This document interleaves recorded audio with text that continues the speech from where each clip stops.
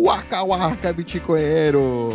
Bem-vindos a mais uma Toca do Dove. Eu sou o Dove, o seu Bitcoinheiro camarada. Bit9 no Twitter, Bitcoinheiros, claro. Além disso, no ASTR, Dove, @bitcoinheiro.com. Se você quiser colaborar aí com o canal, consultório.bitcoinheiros.com. Pode fazer uma chamada aí com o BitDove, uma consultinha, mensagem privada, sugestão de pauta, mandar uma gorjeta, é isso aí. Hoje vamos falar aí sobre Spark, um novo protocolo aí por cima da rede Bitcoin. E qual a diferença dele para Lightning? É custodial, não custodial? Fica comigo.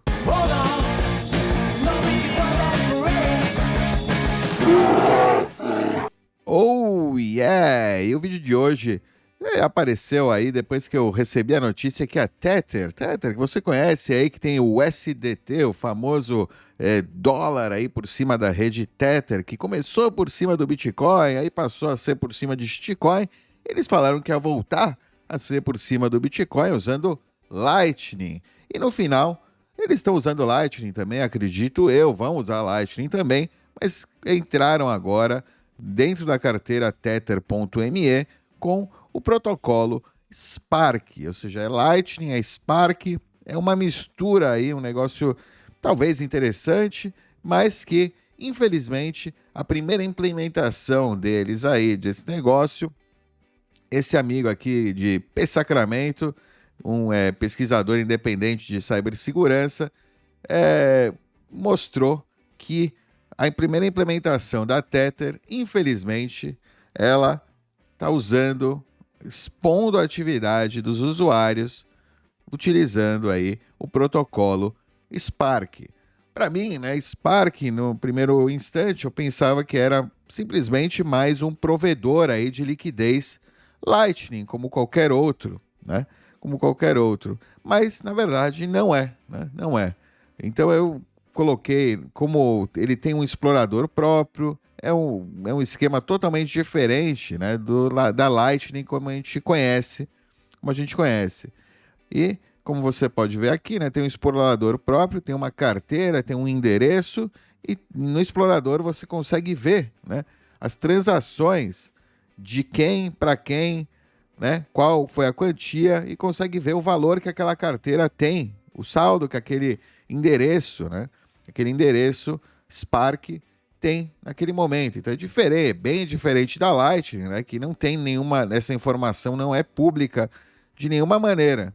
Aí eu falei, então eu tenho que entender melhor, porque esse negócio de Spark não é o que eu pensava que era de fato. Então vamos lá, Spark.money, esse aqui é o site do Spark, o protocolo Spark, é um Layer 2, né, uma camada por cima do Bitcoin, essencialmente, e que eles dizem aqui que é a maneira mais poderosa de adicionar Bitcoin e stablecoins no seu stack de pagamentos, né? Se você quiser colocar Bitcoin, né, de alguma maneira, no seu site, na sua implementação, que seja de maneira fácil, você pode utilizar aí o protocolo deles, pode utilizar a rede Spark, né, o protocolo Spark, pode entrar aí na rede Spark, ser um provedor Spark. A gente vai entender melhor. É sobre isso, esse site aqui, ele simplesmente explica para uma pessoa que queira, né, usar, né, uma carteira, por exemplo, aqui ó, Cake Wallet, Loli, aqui é um serviço aí de cashback, enfim,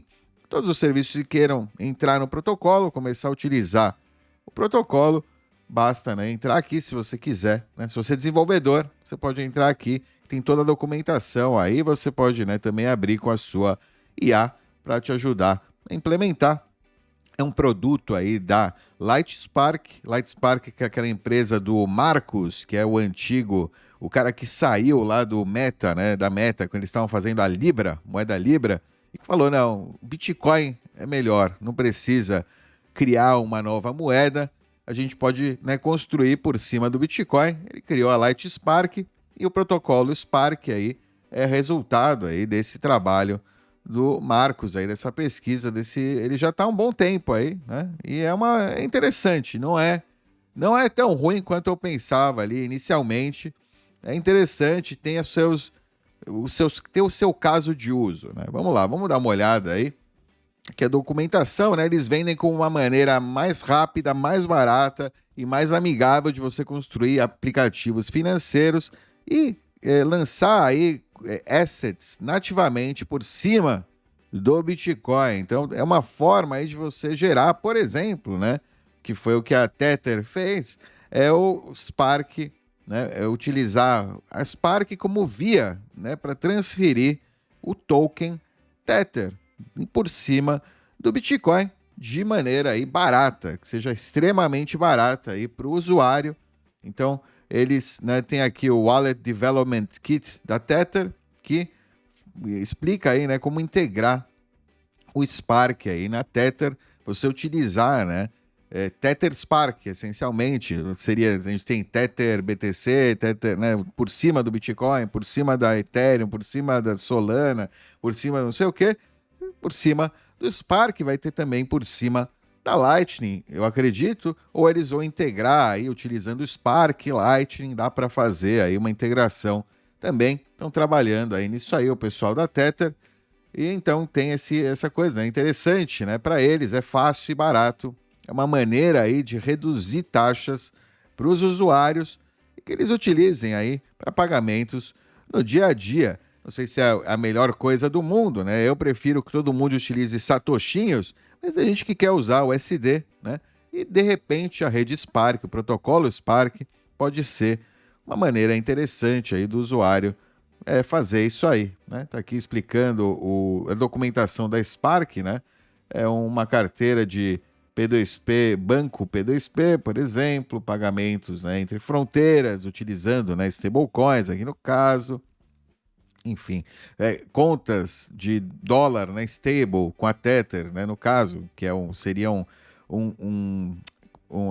custodiante, né, de dólares de confiança, né, no mercado. A Tether, por exemplo, dá para usar, né, via protocolo Spark, pagamentos, DeFi, recompensas, cashback, né, a Loli está usando para fazer os cashbacks.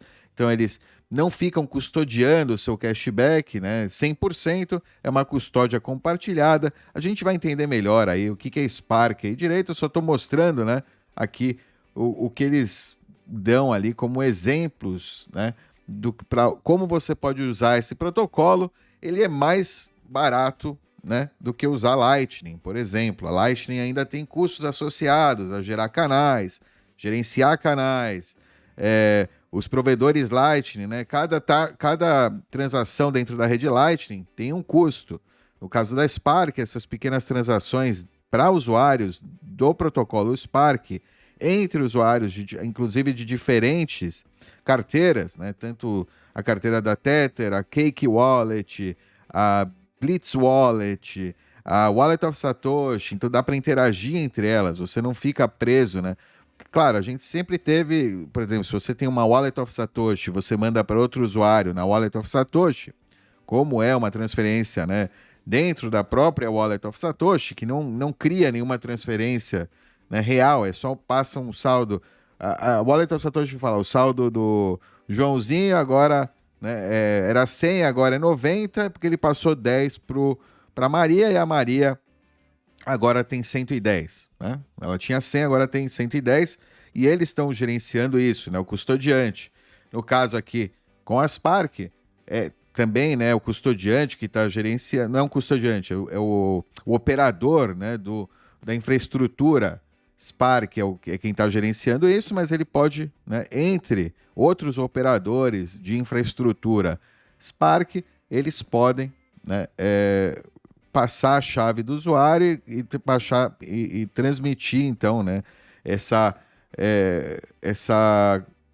esse claim, né, essa reivindicação aí de um Bitcoin no futuro. Isso aí, nova fronteira do Bitcoin, escalabilidade, privacidade, autocustódia com o Spark Protocol e State Chains. Essa é a tecnologia, State Chains. Vamos lá, um guia prático para iniciantes. É realmente uma nova fronteira, né? Algo que a gente está aprendendo agora. Eu não conhecia, até então, não conhecia, e eu quero entender, né, quais são os trade-offs, né? Quais são os benefícios, vantagens e desvantagens de usar Spark, né, ao invés de usar um custodiante Lightning.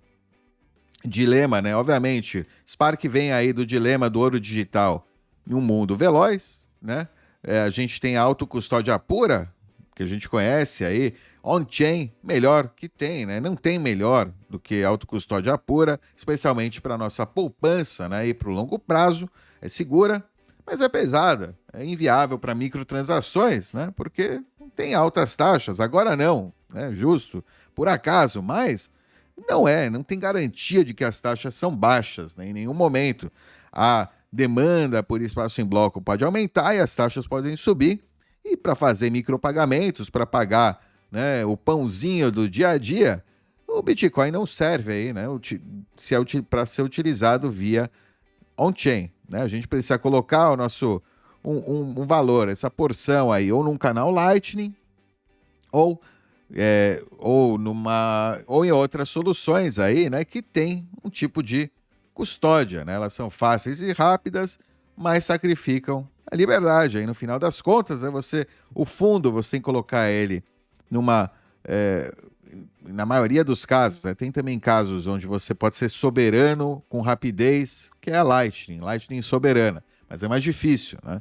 No caso, a solução mais fácil, no geral, hoje em dia, eram as soluções de custódia. Uma Blink Wallet da vida, uma Wallet of Satoshi, uma Coinos, onde você deixa o BTC aí num servidor de um terceiro e vai lá movimentando ali, utiliza esse servidor de terceiro. Mas, né, não é sua chave, não é seu Bitcoin. Aí, no final das contas, esses provedores de liquidez Lightning, provedores Lightning, eles podem desaparecer e você fica aí a ver navios. Invertendo o jogo, movendo chaves, não moedas, né? Modelo antigo, né? Você tinha que mover todo o cofre, pegar aquela UTXO, né? Aquela porção de Bitcoin lá e mover ela, né? Para outro endereço, né? É mover todo o cofre. No caso aí, a UTXO mover o Bitcoin dentro da rede. No caso das state chains e também, né, a Lightning, de certa forma, você não move, né, todo o cofre. As UTXOs ficam paradas. No caso da State Chain aqui da Spark, ela fica, o operador, né, do protocolo, o operador Spark, ele, né, tem uma UTXO grande lá parada que está fazendo o backing, que está garantindo o Bitcoin 1 para 1.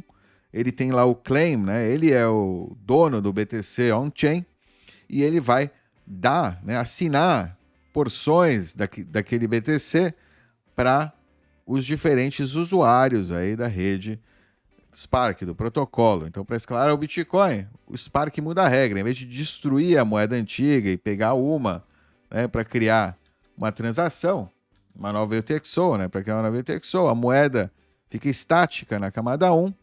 O que você transfere instantaneamente é apenas a chave do cofre. Então, a liquidação é instantânea e a taxa é zero. Taxa zero aí na Spark. Quando você faz uma transferência entre usuários da Spark, só está passando chave, né? É uma multisig 2 de 2. Você tem uma chave privada localmente aí no seu dispositivo. A sua carteira gera uma chave privada que fica só armazenada localmente no seu dispositivo. E o operador, né, que é uma federação de servidores, atua como consignatária. Ele é o consignatário das suas transferências, né? Ninguém move os fundos sozinhos para transferir. Você entrega seus direitos de assinatura criptograficamente. O operador nunca vê a sua chave, né, ela privada, né, mas ele só facilita a coordenação. Então você sim tem uma chave de Bitcoin, mas é uma chave, né, para uma multisig 2 de 2, onde você e o operador precisam assinar para fazer uma transferência. Se você está offline, né, você não pode, o operador não tem como fazer nenhuma transferência no seu nome, né, a transação está lá, né, o claim para aquele BTC fica lá, né, parado. Tem só uma transação assinada aí para um endereço que você detém a chave privada aí, né, offline, tá bom? lastro real e tangível, então, não tem tokens sintéticos, diferente de sidechain, como a Liquid, por exemplo, que emite tokens, né, que são separados. Eles não são promessas vazias, mas tem também, sei lá, aqueles WBTC lá da Ethereum, que é meio promessa vazia, né? Liquid não é promessa vazia, mas é um token separado, que está vinculado ali, mas está numa sidechain, é uma rede à parte, né?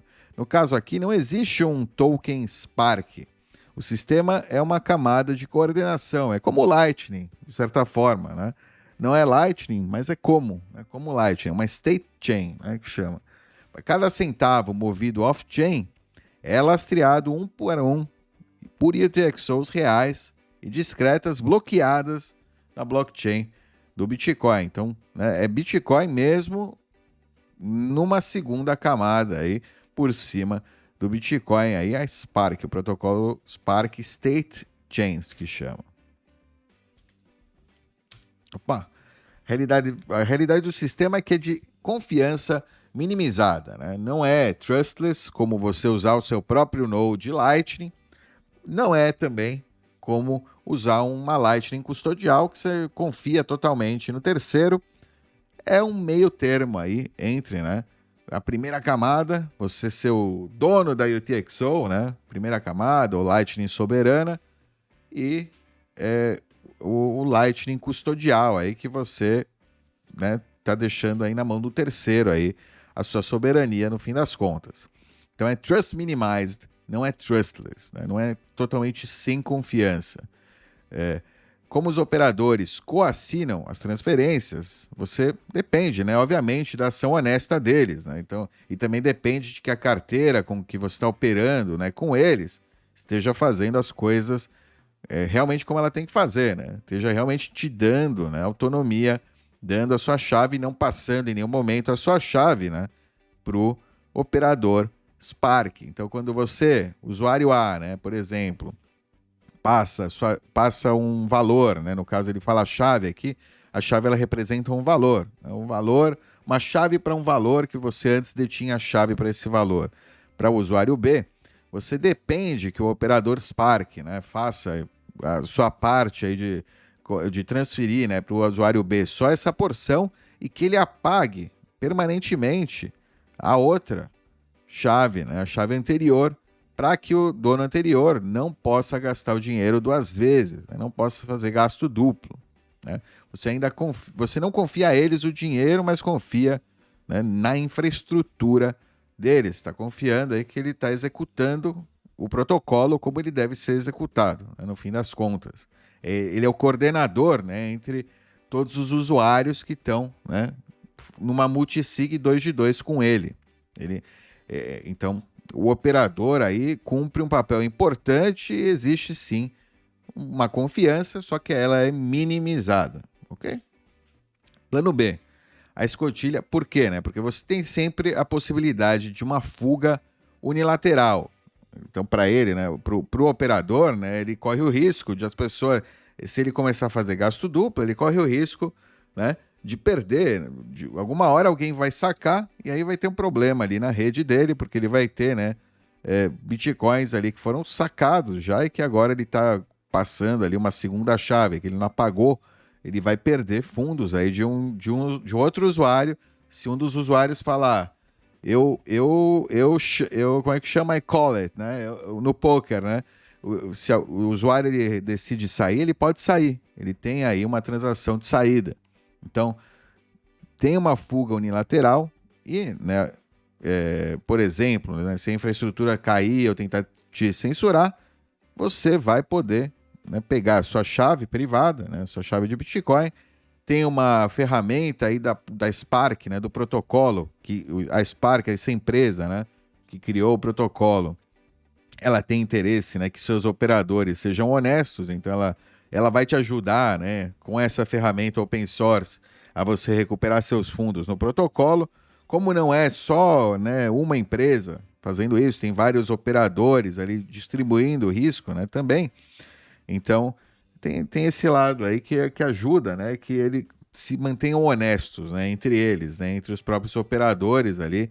existe ali uma cobrança entre todos, porque a reputação deles, né, dependem de que esse projeto, né, de que esse protocolo funcione. Tem esse lado também, né? E se alguém fizer uma saída, ele vai conseguir fazer a saída, né, utilizando aí a sua chave e vai deixar, né? Então, o operador, se ele estava fazendo gastos duplos, vai deixar sem Bitcoin. Aquele Bitcoin que estava sendo, né, usado em gasto duplo, enfim, nesse caso teorético, né, que não é beneficioso aí pro operador, mas no caso teorético que sim tivesse acontecendo, você fazendo a fuga unilateral, você está tirando o Bitcoin da posse do operador, está deixando ele com as calças arriadas, né, sem BTC. Então tem ali, né, a válvula de escape autônoma. Se a API cair, né, ela tem travas de tempo, time locks contra fraudes, né? Tem uma travinha ali de tempo para não acontecer, sei lá, alguém entra com uma grana, passa para outra pessoa e ao mesmo tempo tá fazendo a saída, sabe? Para evitar fraude tem um time lock ali, porque, né, para essa é curto até onde eu tenho entendido, mas vamos ver. Eu vou testar na prática aí logo mais.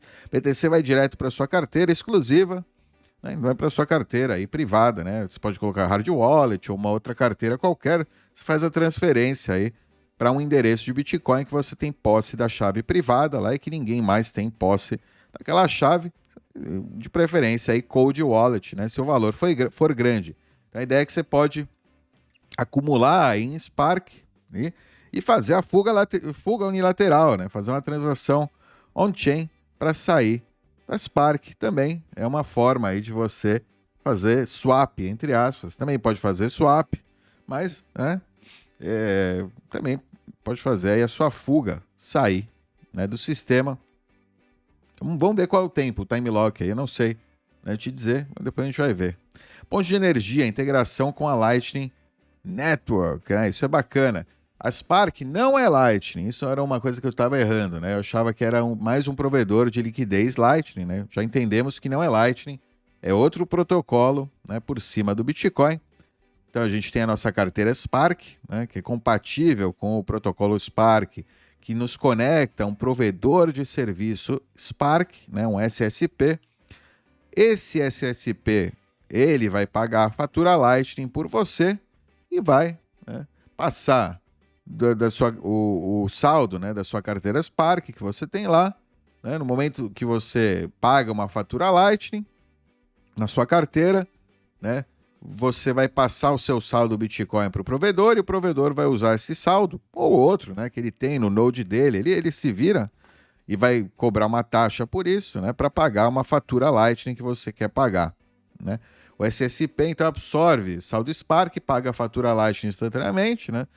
Você pode, como você é uma carteira Spark, não uma carteira Lightning, você pode receber satoshis via Lightning que chegam no provedor de serviço Spark, né? E o provedor de serviço Spark converte para Spark enquanto você está offline, você não precisa estar online para sua carteira Spark. Então você pode, com esse serviço, né, com essa custódia aí de confiança minimizada, o provedor de serviço passa para sua carteira, para o saldo, né, para sua carteira Spark quando você está offline, que é interessante também, né, que você, claro, no caso de custodial, né, carteira custodial, Wallet of Satoshi também funciona assim, mas Lightning de verdade, você precisa estar conectado, precisa estar com o seu canal lá ativo, precisa estar online para fazer enforcement, né, para garantir, né, que o Bitcoin vai chegar no seu node, vai chegar para você.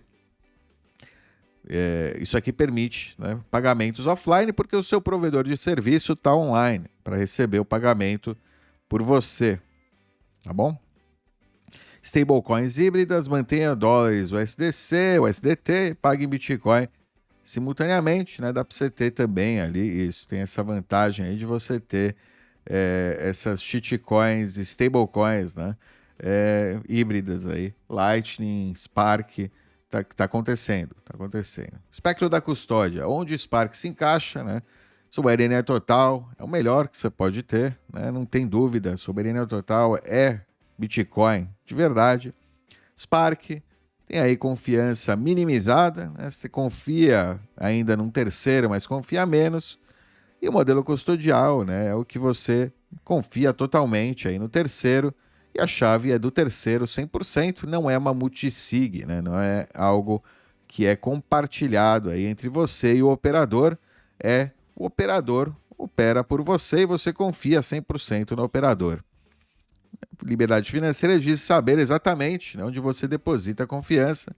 Spark entrega a velocidade da custódia, né, parcial, com a ancoragem de segurança da autocustódia matemática. Né? Isso é bacana porque tem, né, é um protocolo com uma garantia matemática, né? Um protocolo, essencialmente, aí, de Bitcoin, por cima do Bitcoin, que se beneficia aí, né, do layer da soberania do Bitcoin com uma nova rede aí de federados. É isso aí. Vamos, depois a gente vai falar mais. Visão de raio-x, né? Quem realmente vê as transações? Vamos lá. Isso é um tema, né? Privacidade, né? Que é o que me trouxe aqui para início de conversa, que era aquela coisa de que alguns operadores, né, Spark, optam por deixar público tudo o que eles conseguem ver. Tudo que eles conseguem ver, né, como operador, fica público para qualquer pessoa que tiver o seu endereço Spark. Tem alguns operadores, como a Tether, que ainda deixam assim. Eu vou mostrar aí daqui a pouco, né? Então isso é um problema. Mas tem outros operadores que não, né? Você pode configurar o seu operador, para que os usuários conectados ao seu operador sejam anônimos publicamente, né? Não significa que eles são realmente anônimos no nível aí do operador. O operador sim sabe quem são esses usuários e ele tem informação aí privilegiada, digamos, sobre os seus usuários.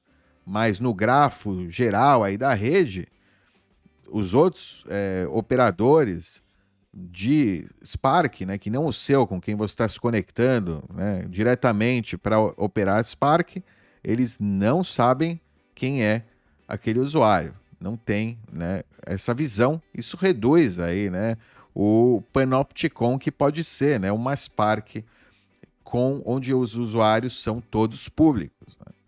Enfim, né, como é a blockchain do Bitcoin, de certa forma. A blockchain do Bitcoin, ou seja, são todos pseudônimos. Mas é pior, a blockchain eu posso conectar utilizando o meu próprio node, a minha própria infraestrutura. Né? Isso é um benefício gigante para a minha privacidade. Né? Eu usando a minha própria infraestrutura ou escolhendo diferentes infraestruturas cada vez que eu me conecto, eu não estou, né, deixando na mão de ninguém especificamente a minha privacidade. Eu sigo o pseudônimo, eu sigo usando chaves diferentes, endereços diferentes.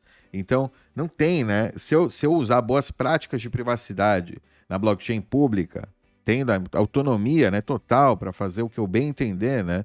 Com os endereços, com a chave, criar quantas chaves eu quiser, criar quantos endereços eu quiser, né? É isso aí.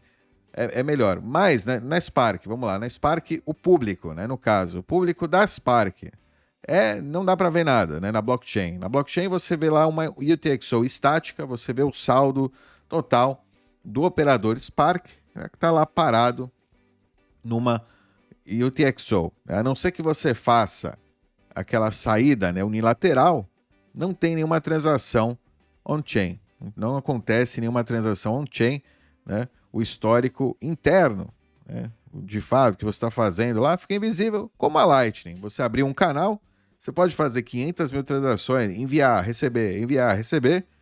Na blockchain aparece lá só, né, Lightning soberana, que você criou o canal, você gera o canal, você faz gestão do canal. Você pode fazer 500 mil transações lá, na blockchain vai aparecer só uma transação ali de abertura de canal. Tudo o resto que você fez, né, na Lightning, ninguém vai ver on-chain. Né? Não fica público na blockchain do Bitcoin. Os operadores Spark, né, que são o homem no meio, aí, digamos, entre você, né, e os outros usuários da rede Spark, totalmente transparente. Ele enxerga o grafo off-chain interno, né, e consegue rastrear quais chaves mudaram de dono, né, para que usuário Spark foi para qual usuário Spark, que carteira Spark foi para qual carteira Spark. A empresa, ou app, né, a empresa, ou seja, tem uma identidade, né? Se você usa login social, ou tem o Unique Identifier, lá um identificador único, lá uma que eles chamam, não lembro agora qual é, o que significa, eles podem associar a identidade real, né, o seu histórico financeiro, ou seja, se você tem uma identidade pseudônima, lá tem um endereço Spark, se você coloca o seu nome, né, lá, você passa então a dar para eles a informação extra aí sobre a sua pessoa física, né? A privacidade de Spark, ela é formidável, mais ou menos, né? Mas é bastante boa contra o mundo externo, mas é transparente para os operadores internos. Ela é potencialmente formidável, né? Se o operador Spark não deixa ela pública. Se ele deixa ela pública, ela é bastante ruim, né, para o mundo externo. Qualquer pessoa que faz um pagamento para aquela chave pode entrar lá no explorador aí da Spark e ver, né, todas as transações que foram feitas e qual é o saldo daquele endereço, né? Isso depende do seu operador aí, então você tem que ter essa noção, né? Saber que dependendo do operador Spark que você estiver usando, sua transação pode estar transparente, podem estar, né, sendo exibida para todo mundo que quiser, né, que quiser consultar, tá bom? Então, é formidável se o operador utiliza, né, a configuração correta. Calcanhar de Aquiles, então, né, reutilização de endereços. O padrão aí, cria nomes fáceis de ler, né, que é bom para a experiência de usuário, mas tem o preço, né? Esses endereços estáticos permitem que o operador construa um perfil analítico completo aí do comportamento. Qualquer pessoa que transacionar com você pode associar o endereço, pagamentos anteriores.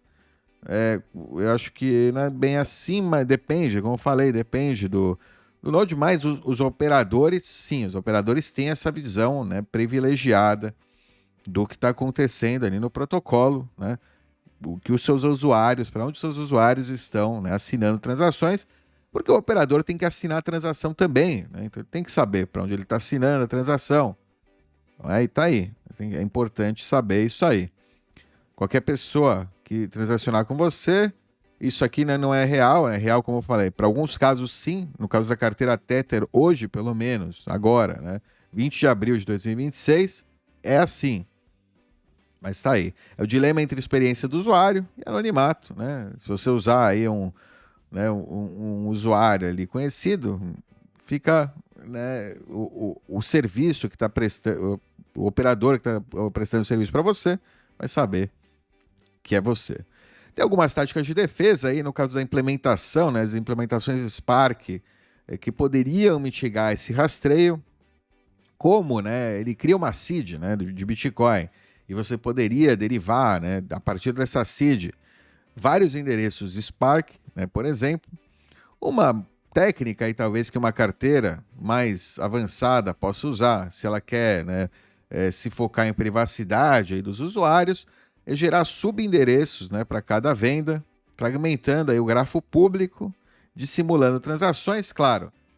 Ou, né, a carteira em si que faça isso, e o operador, né, que esteja assinando essas transações, vai ter uma visão, sim, do que ele está assinando e pode, né, acompanhar, se ele quiser acompanhar esse usuário, né, fazer logs do que o usuário está fazendo. Mas nesse caso, outros participantes do protocolo Spark, né, não veriam, não entenderiam, né, que é o mesmo usuário. Eles veriam outra chave lá, nada a ver. Uma transação pode ser uma transação para cada chave, ou pode ser, sei lá, até um certo valor, usa uma chave e passa de um valor, vai outra chave, enfim, né? Isso é uma sugestão aqui de implementação, né, por cima do protocolo Spark. A gente ainda está no protocolo Spark na época que se reutiliza endereço, essencialmente. É por isso que eu chamei essa apresentação de nova fronteira mesmo, porque é uma nova fronteira, é um novo protocolo aí, e ele é um protocolo que pode ser bom, pode ser melhor, né, do que ele é hoje, está melhorando, né?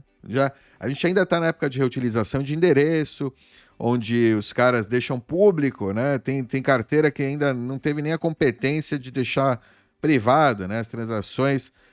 pro público, né, geral, né? Ainda deixa elas públicas totalmente. Talvez por uma questão regulatória, não sei, né? Talvez por isso eles tenham que fazer isso. Mas a gente quer carteiras que não façam isso, né? A demanda existe por carteiras que sim, né, utilizem táticas de defesa para defender o usuário por cima desse protocolo, mesmo que o protocolo tenha ali a função para a carteira regulamentada, né, digamos. A gente quer também, né, se eles querem que mais pessoas usem, a gente precisa, né, que os usuários tenham privacidade, né? Quanto melhor a privacidade nesse protocolo, mesmo que, obviamente, a privacidade ela é, de certa forma aqui, né, você tem confiança minimizada.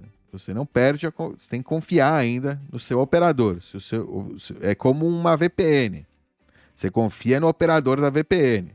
Né? Você confia que ele não está fazendo log, que a VPN não está fazendo log. É nesse nível VPN.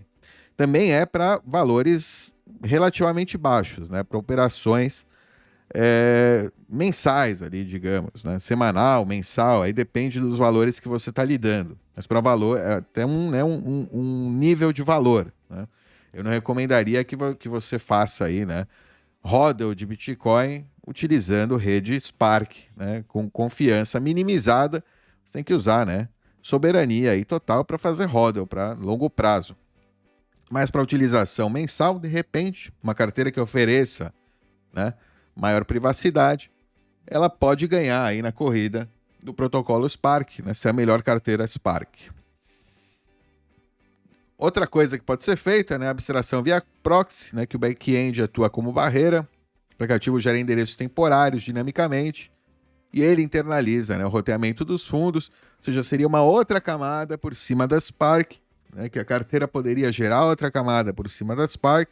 Novamente, o operador estaria te ajudando a te deixar mais privado dentro do protocolo Spark, né, se beneficiando mesmo assim dos custos baixos, né, de fazer transferência aí entre outros parceiros, outros operadores dentro do mesmo protocolo Spark, tá bom? Outra coisa importante, legal, né, quando você faz a saída, né, do protocolo Spark, é legal, é uma boa ideia, né, usar técnicas aí de CoinJoin, PainJoin, né, um join market da vida, CoinJoin, né, essencialmente, para quebrar o vínculo histórico e proteger a sua identidade on-chain, porque afinal de contas, né, o operador, por mais que você tenha uma confiança minimizada, você tem uma parte de confiança, né, com esse operador que você escolheu usar para usar a rede Spark, o protocolo Spark, você, né, quer que ele não consiga seguir você depois que você sai do protocolo Spark. Então, às vezes você pode fazer um swap também, isso pode ajudar, né? Um swap pode ajudar, mas se você fizer a saída lá elegante, direto na rede, né? Usar aquela chave, o ideal até, eu diria, uma maneira de você usar esse protocolo é gerar chaves que você usa até um certo ponto, né? Um certo valor ali que você está disposto a assumir o risco de perder, né? Naquele protocolo. No momento que você chegou nesse valor, você faz a saída para a primeira camada ali, com uma transação on-chain também. Pode ser assim, né? Fazer né? Fecha a sua conta Spark, apaga ela e gera uma nova. Seria aí uma maneira aí de você fazer isso. Claro, as pessoas não vão fazer isso porque, né, é muito mais interessante para a maioria das pessoas manter, né, aquela identidade única, né, manter aquele seu endereço. As pessoas se acostumam, né, com um mesmo endereço para receber os fundos. Enfim, tá bom. Vamos esperar então que uma carteira, né, traga outros benefícios ali, né? O ideal seria que a própria carteira, né, uma implementação legal aí de uma carteira Spark, fizesse já o CoinJoin na saída, já já que ela está coordenando entre vários usuários, né? Que ela ajudasse esses usuários a coordenarem um CoinJoin também, por exemplo, né? Seria interessante aí, mas vamos ver. Mais difícil de acontecer, mas, né, não posso, como é que chama? Posso sonhar? Deixa a gente sonhar, né? Deixa a gente sonhar. Raio-X definitivo, vamos lá. Privacidade on-chain. Na Spark, né, a privacidade é alta, né, e o TXO é estática, fica estática lá, até o momento que você sai, né? Se você sai, ela é uma transação on-chain, vai ter um valor lá, né, e o seu operador vai saber que é você, né? Você, dependendo do quanto você deu de informação pessoal para ele, mas ele também, se você não está acessando via Tor, você está usando o seu PC, né, que você usa no trabalho, às vezes você coloca até o seu e-mail, você vai dar o seu e-mail pessoal, né? Tem gente que vai ter essas más práticas ali, ele vai saber, né? Ou seja, a privacidade on-chain ela é alta do resto da rede, né? Contra o resto do mundo. Contra o operador, né? Não. A Lightning soberana, né? Você tem abertura de canal. Eu diria que é alta também. A privacidade on-chain aí vai depender do usuário, né? Do nível de privacidade on-chain que o usuário tem, né? Mas quando você abre o canal, né? Você tem lá uma transação on-chain que se você saiu de uma exchange, abrir um canal Lightning, a exchange sabe, né?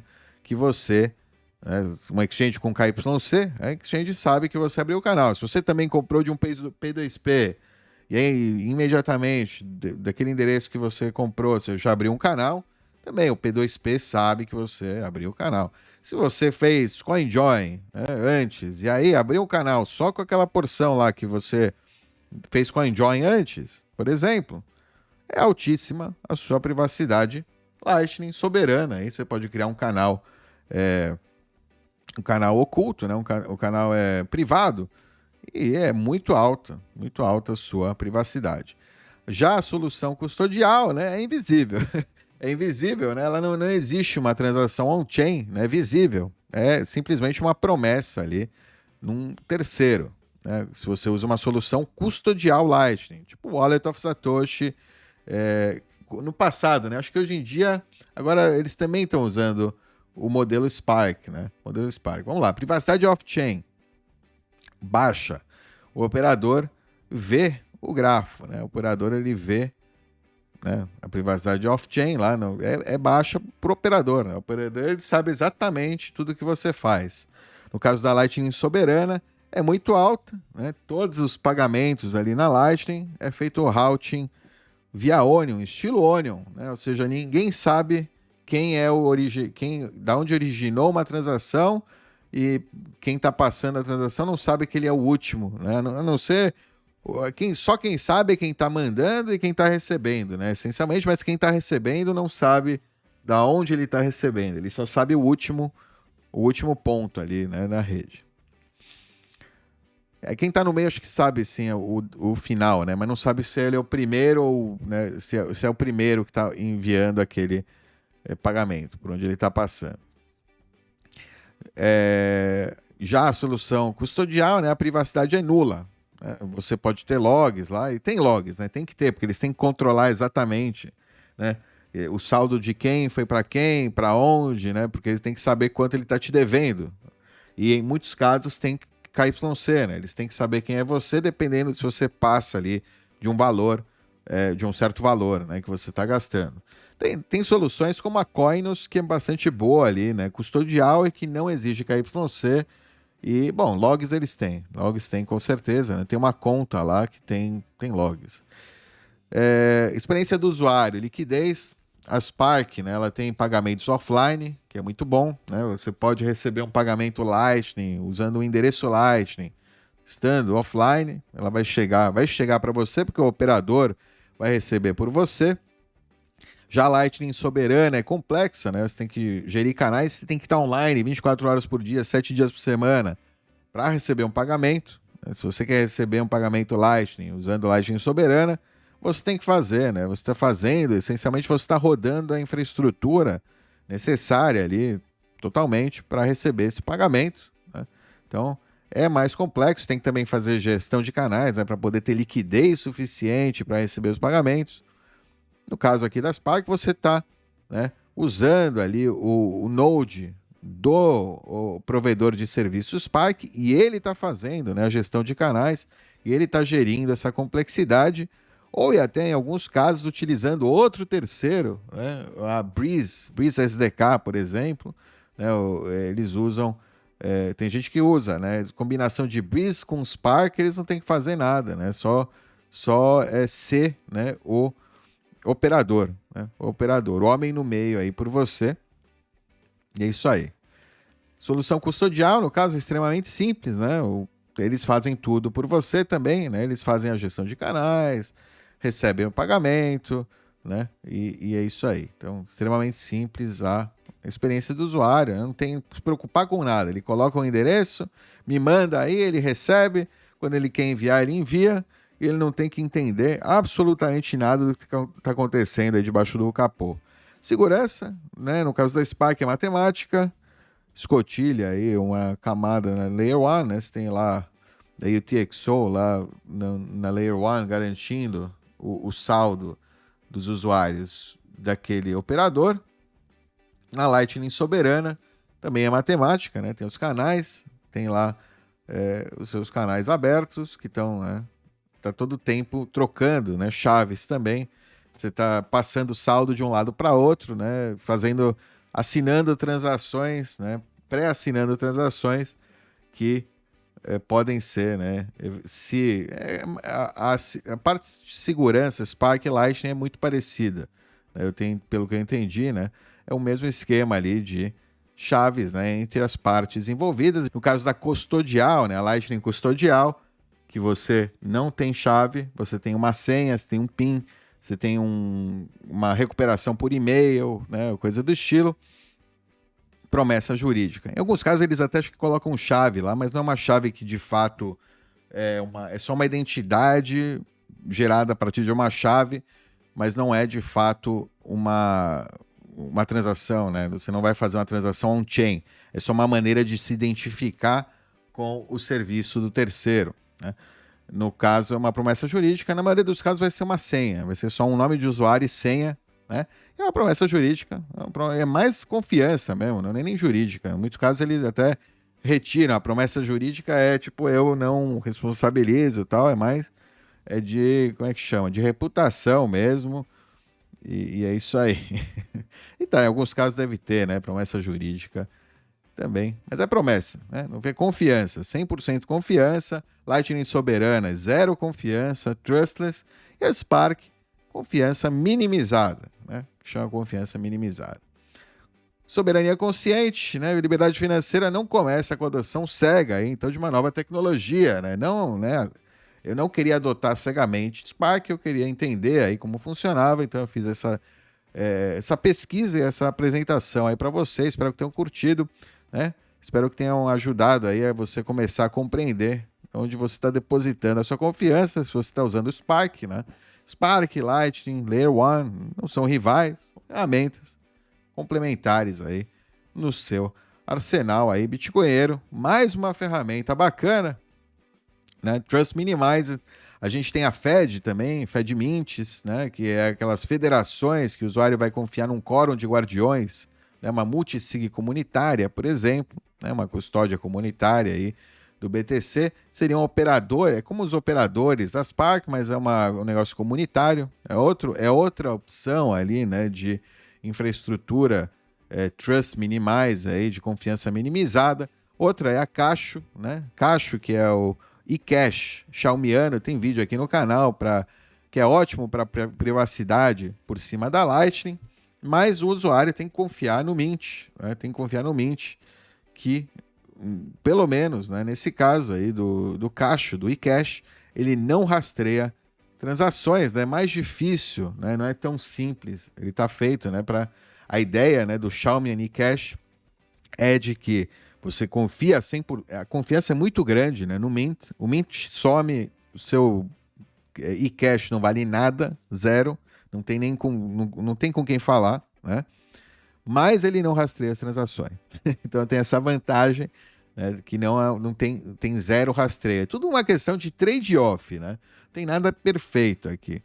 Outra coisa que a gente usa bastante, né, Blockstream Green, ela tem swaps atômicos com a Lightning, né? No caso, está usando uma sidechain, né? Sidechain, outra vez, também é Trust Minimize, mas sim, porque ela tem um backing, né, 1 para 1 no BTC, de uma federação, é uma sidechain, é um token à parte, né? Não é diferente do protocolo Spark, mas é mesmo esquema.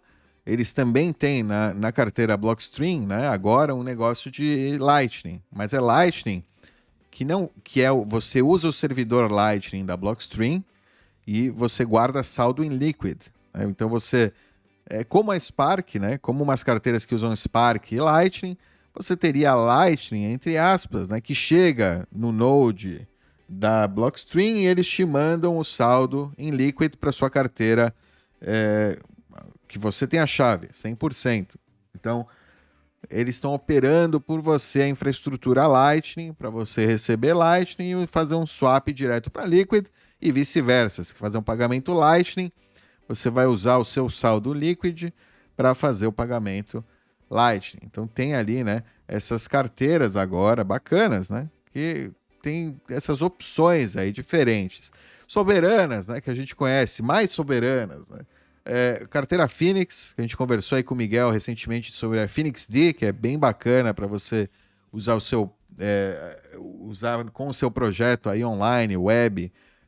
Tem o dashboard aí do Miguel, que deixa a experiência muito boa, muito fácil aí para o desenvolvedor e para ele, né, fazer onboarding de clientes usando esse tipo de carteira aí soberana, né, onde você tem 100% aí a chave e você controla o canal, né, que você tem aí com a Phoenix, os fundos que estão naquele canal, né, seu com a Phoenix, são seus, né? Você tem posse daqueles fundos, você pode sacar quando você quiser, sem depender aí de nenhum terceiro, e você não confia, né, na Phoenix, né, em nenhum momento. Quer dizer, você precisa deles, né, no caso, mas é bastante bom. Do ponto de vista de experiência do usuário, a Phoenix é soberana, que te dá a melhor experiência de usuário, com alguns trade-offs ali de privacidade, que, né, você vai passar todos os seus pagamentos Lightning, vão passar pela Phoenix por padrão, e eles sabem que você é um usuário da carteira Phoenix e, né, sabem que a transação está saindo de você, provavelmente, né? Os Zeus é a melhor coisa. Se você tem o seu próprio nó, né? Tá rodando um Umbrel, por exemplo, que é a implementação mais fácil aí para você rodar você mesmo aí em casa.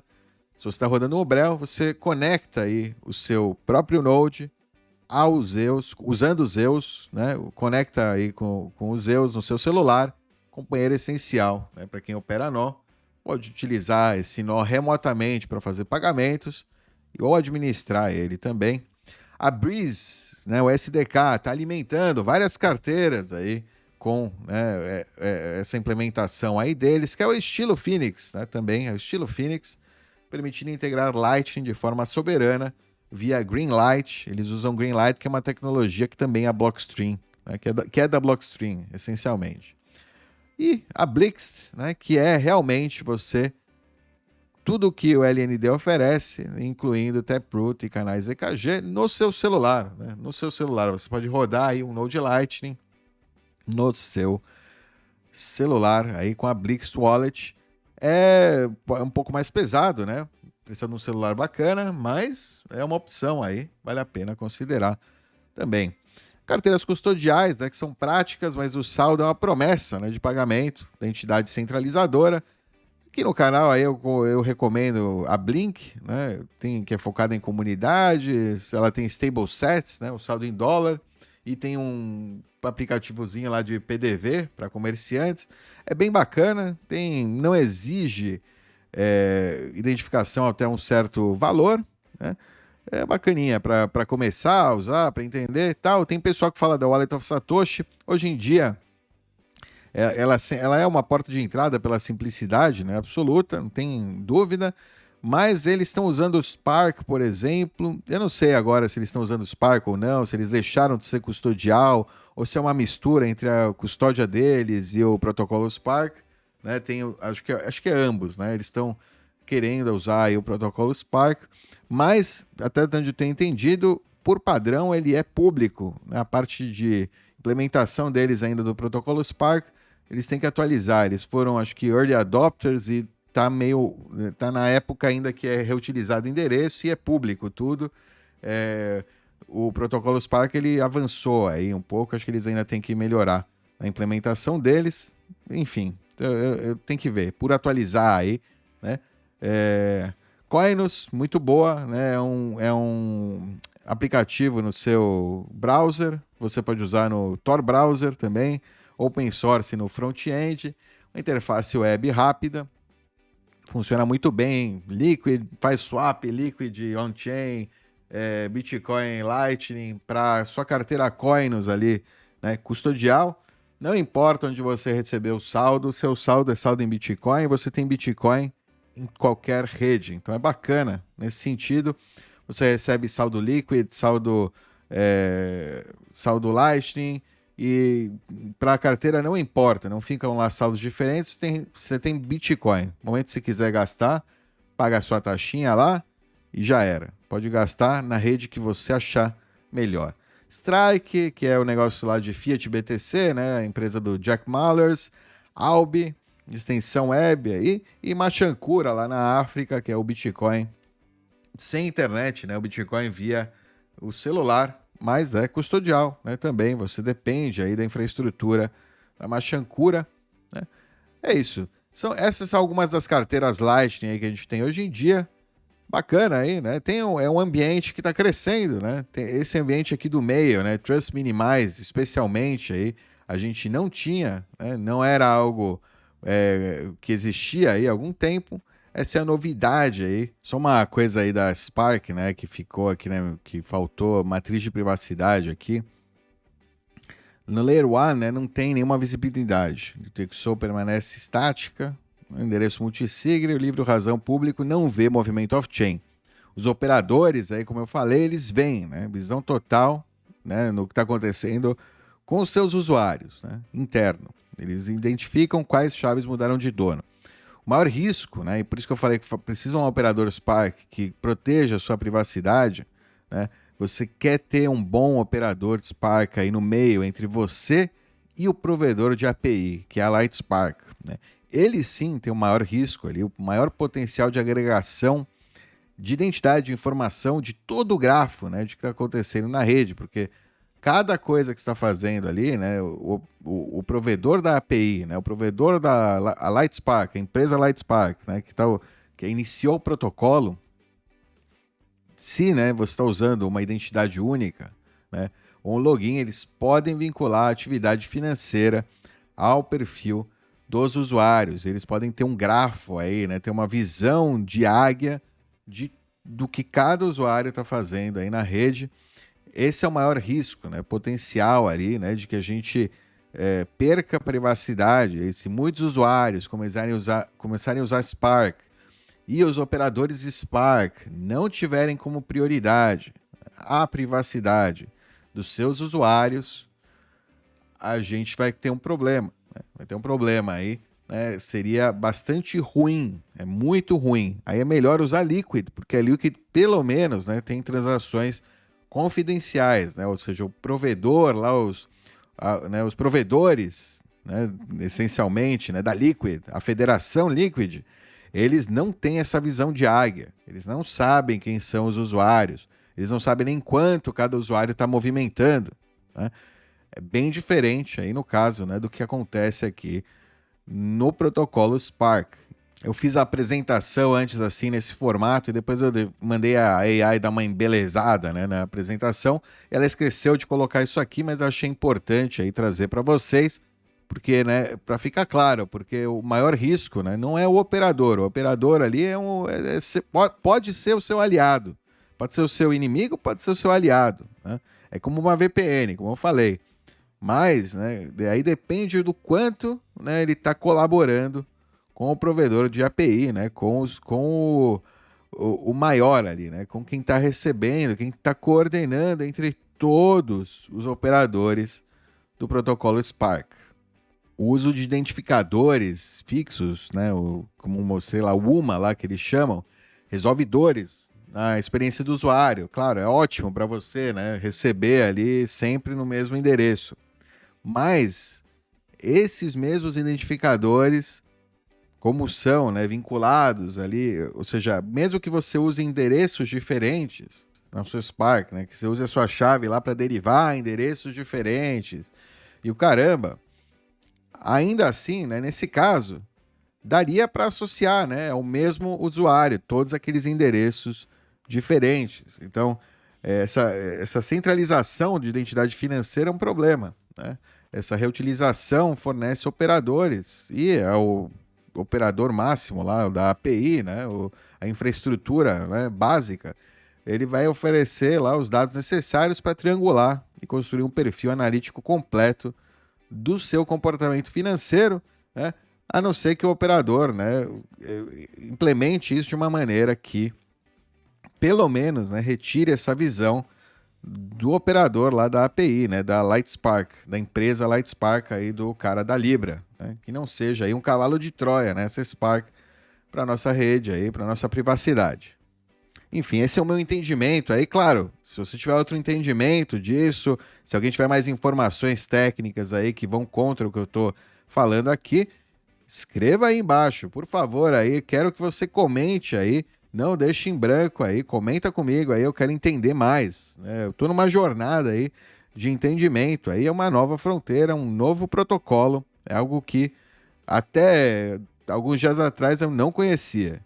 E quando eu publiquei, né, isso aqui sobre esse problema aí da Tether, né, que os endereços ficam visíveis, depois de algum tempo, a Blitz Wallet, eu descobri a Blitz Wallet, uma carteira aí, né, é um operador Spark, essencialmente. Eles disseram, pô, existe uma solução simples, né? A Spark permite, né, que os usuários ocultem seu saldo de Bitcoin e o histórico de transações de exploradores públicos, né, desde novembro de 2025. Para usuários da carteira Blitz, é padrão desde então, né? Basta então configurar a sua carteira ali para Privacy Enabled, né? True, real, verdadeiro, né? Você ativa a privacidade e pronto, né? Você está dando sinal para o operador da API, para Lightspark, não publica o endereço público, né? Não publica quem é que fez essa transação para o grafo público, para o que aparece para o público. Mas, novamente, a Lightspark, ela recebe a informação, né? Ela sabe quem é, acredito eu, né? Pode ser que eu esteja equivocado aqui, que também a Lightspark receba simplesmente um anônimo, né? Só o operador de fato saiba, porque ele tem que fazer a gestão, né? Ele tem que transferir os fundos, tem que queimar a sua chave, então ele tem que saber qual é a sua chave, porque ele tem que queimar, né, a chave anterior, né, que ele tinha, com que dava o acesso aos fundos para você, tem que te dar uma nova, né, assinar uma nova transação, então ele tem que saber, mas a Lightspark não tem que saber, né? Ela não tem que saber quem é o usuário, ele pode simplesmente falar, não, é um anônimo, né, que mandou isso aqui, pode ser que não, pode ser que eles sim tenham que saber também, para, né, fazer os checks and balances, né? Eu não sei como eles fazem isso, né? Eu tô aprendendo ainda também, mas eu sei que pelo menos, né, não fica público. Eu testei, né, a Blitz Wallet com um endereço aí que eu peguei do Twitter, um endereço qualquer aí de um Zé Mané, um Pierluigi aí qualquer aí, que tem uma carteira Tether e que publicou essa carteira Tether no Twitter, coloquei na ferramenta Spark Stalker aí, que a gente viu aí no começo, né, que é a ferramenta do P-Sacramento, que mostra, né, essencialmente, como dá para você quebrar a privacidade, como todos os usuários da Tether.me estão expostos. Verifiquei transação, né, aqui, ele me dá o endereço Spark associado a esse endereço aqui. Eles usam só um endereço, né, pelo que eu tenho entendido. A carteira Tether usa o mesmo endereço para cada transação. Se eu entrar aí, né, no explorador da Tether, tá aqui, ó, o endereço e o saldo aí de 5 satoshinhos que eu enviei. Eu consigo ver o que eu queria ver, né, como aparecia o meu, né, o from, o de quem veio. Você vê que aparece anônimo, né, não aparece o meu endereço na Spark. Mas se alguém tem acesso ao meu endereço, né, no caso, também lá não aparece nada, né? O meu endereço aqui, né, que eu tenho acesso vendo da minha carteira, né? Esse aqui é o endereço, é uma carteira de teste aqui que eu criei. Ele não mostra absolutamente nada, né? O histórico de transações fica vazio, ou seja, quando alguém recebe o meu endereço para enviar, né, fundos para esse endereço, essa pessoa não vê absolutamente nenhum histórico de transações. Como eu falei, não significa, né, que o meu operador, que é a Blitz Wallet, né, não significa que a Blitz, essa aqui é a carteira Blitz no navegador, que ela não saiba, né? Sim, ela provavelmente sim sabe e pode ser que esteja fazendo aí log dessa informação, que esteja, né, armazenando a informação relacionada a essa carteira. Vamos dar uma olhada aí na Blitz Wallet, então, né? Já que ela pelo menos oferece Spark aí, sem deixar ele público, vamos dar um look aí na carteira. Aliás, obrigado aí ao Tweetace aí que falou, ô Dove, vai lá, dá uma olhada nessa carteira, que é uma carteira legal. Eu gosto muito da Blitz Wallet App. Sugiro fazer um vídeo aí sobre ela. Vamos aproveitar então, né, para mostrar aí, pelo menos a carteira web, né, deles, o que é bacana, né? Também é uma maneira fácil aí de você entrar. Não precisa instalar nenhum aplicativo. Você pode entrar usando o navegador Tor. Inclusive, vou provar aqui usando o navegador Tor, ver se funciona, criar uma nova carteira aí e ver se funciona bem no navegador Tor. E ele fala aqui que está traduzida para português do Brasil. Talvez como minha máquina está em inglês, eu gosto de ver as coisas em inglês, ela não vai automático para português. Enfim, fala que é de código aberto, é verdade, é de código aberto. Você pode ver aqui, né, o código da carteira no GitHub, pode baixar aqui do repositório, né, pode React, JavaScript, Native React, toda a parada. Tem o Web App aqui, né, em JavaScript, e aqui em HTML, né, Native React. É feito aí, né, o aplicativo Android. É isso aí. Carteira Bitcoin, Lightning, né, com Spark. Nem a Blitz nem a Spark tem acesso à sua chave e os seus fundos, né? Eles não podem, né, pegar os seus fundos. Se você perder a sua chave, você perde acesso aos seus fundos. Também não compartilhe a sua frase, né, a sua seed com ninguém. Quem tiver acesso à seed terá acesso aos fundos, normal, como qualquer carteira aí, né, que você conhece. Isso é normal, é parte Vamos dar uma olhada, vamos ver aí como é que é. Vou criar uma nova Blitz Wallet, né? Blitz Wallet, deixa eu mostrar o site. Pagamentos em Bitcoin simplificados. Envie dinheiro para qualquer pessoa no mundo, instantaneamente e de graça, né? Se você usar o esquema aí, Spark, o protocolo Spark.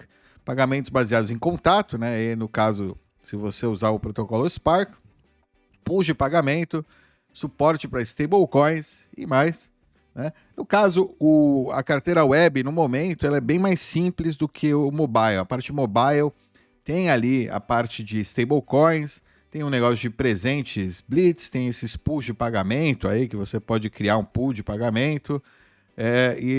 Segurança de autocustódia também, pode baixar aí para iPhone e para Android, para iPhone e para Android. Web Wallet, não precisa de instalar, né? Essa é a vantagem. Você pode usar aí no seu navegador, aí se você usa desktop ou qualquer, né, sistema operacional, você pode usar a mesma conta, né, em diferentes sistemas, acessando aí via Web Wallet. É uma forma também, né? Você pode usar a mesma conta em diferentes sistemas também, usando o aplicativo, né? É a mesma coisa. O aplicativo é um pouco melhor, né? Tem mais funções, mas ele é essencialmente também uma página web, né, no fim das contas, só que, né, num fechadinho ali, encapsulada em um aplicativo. Pontos de venda, se você quiser, você pode usar blitzwalletapp.com/ o seu nome de usuário. Aqui, ó, por exemplo, /bitdove. E você pode, né, receber pagamentos, né? Receber pagamentos aqui. No caso, ele fala que enviar pagamento, né? Mas você vai enviar um pagamento, né? Eu quero enviar um pagamento de X, né? Pode colocar aqui reais, por exemplo, né? Posso colocar R$1, continuar. Posso enviar em Bitcoin, via Lightning ou em stablecoin, né? USDC ou USDT. E, né, se você tem uma carteira Blitz Wallet, né? Você pode simplesmente enviar para o @bitdove, ele vai enviar aí, né, de graça, essencialmente, zero taxa para o usuário Bitdove aí na Blitz Wallet, ok? Esse aí tá rolando, hein? Eu tô deixando aí por enquanto instalado, quiser enviar aí de teste, né, para você ver se está funcionando tudo, pode enviar para o @bitdove aí, deixa eu aqui, ó, @pendove, tá aqui, né? Pendove 07, né, o contato pendove. Aí você tem os detalhes técnicos, né? Esse aqui é o endereço. O endereço que eu mostrei antes era o endereço público da conta Bitdove, né? Da conta Bitdove, que tá aqui, né? Eu mandei, você viu que eu mandei ali, né? Uns fundos dessa carteira. Eu mandei quanto? 50 satoshis e não, né? Não aparece aqui no explorador esse endereço aí. É esse endereço mesmo, né? Não aparece nada, né? No explorador tá funcionando, né? A anonimidade pública, né? Não é público, o pagamento não é público. É isso aí, né? Mas a Blitz Wallet sabe, né, que o usuário, esse aqui, né, dessa carteira aqui que eu criei, que é um usuário qualquer, aí pseudônimo, enviou pro Bitdove, né, no caso. Alright? Tá aí, né, enviado, eu enviei de volta aí tudo também, né, do Bitdove para essa carteira. Recebido, né, sem problemas. Taxa de 0 satoshis, aí você vê, né, o endereço dessa carteira aí que também é privado, né? Também tá anônima, que é por padrão aí. No caso, a Blitz Wallet usa para o padrão anônimo. No caso aí, plataforma de recuperação, caso aí você perda acesso à sua Blitz Wallet, você esqueceu ali, por exemplo, a senha. Putz, esqueci a senha, né, na minha carteira. Esqueci a senha da carteira. Forgot password, ó. Tem certeza que você quer resetear aí, dar reset na sua carteira? Se você esqueceu sua senha, sua chave será excluída permanentemente deste dispositivo.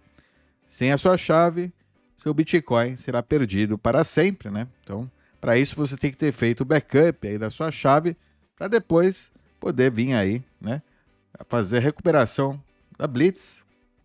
Ele fala, não use, né? Isso aqui você pode usar isso aqui no site, né, como teste, mas ele não fala, não faça isso. Não faça isso para sua segurança, né? Nunca insira a sua chave num site aí aleatório. Baixa aí, né, a ferramenta do repositório aí do GitHub e aí usa, né, isso aí offline, né, de preferência, ou pelo menos, isso, offline, de preferência, mas pelo menos não de um site qualquer, né, não de um site, entra lá no GitHub e baixa ali, né, do repositório oficial a ferramenta para recuperar a sua carteira, caso, né, com a sua chave lá, se você perder, você também acho que pode, na verdade, né, inserir ela. Não, você não pode inserir, é só por aqui mesmo. Você faz a recuperação, não dá para você inserir ela novamente, eu acredito. Ou sim, vamos ver. Vamos iniciar uma nova carteira, vai estar lá, né? A opção, provavelmente, de você inserir a sua seed, né, novamente numa nova carteira. Essa recuperação aqui é caso você queira cair fora, né? Você queira recuperar para um endereço on-chain, pelo que eu tenho entendido. Vamos fazer isso aqui também para testar. Vamos lá, vamos entrar aqui no Tori e começar uma nova carteira Blitz, né, para você ver o que acontece. Lá, eu entrei no site da blitzwalletapp.com pelo Tor Browser. Você não precisa usar o Tor Browser, eu só quero testar, ver se funciona, né, corretamente no Tor Browser. Pode ser que não, vamos ver se tem suporte. É isso aí, ó. Dinheiro facilitado. Começar ou restaurar a conta? Ó, restaurar a conta, vamos ver. Só você controla seus fundos, você terá uma frase aí de recuperação, né, uma seed phrase. Se você perder a sua seed phrase, não tem o que fazer, né?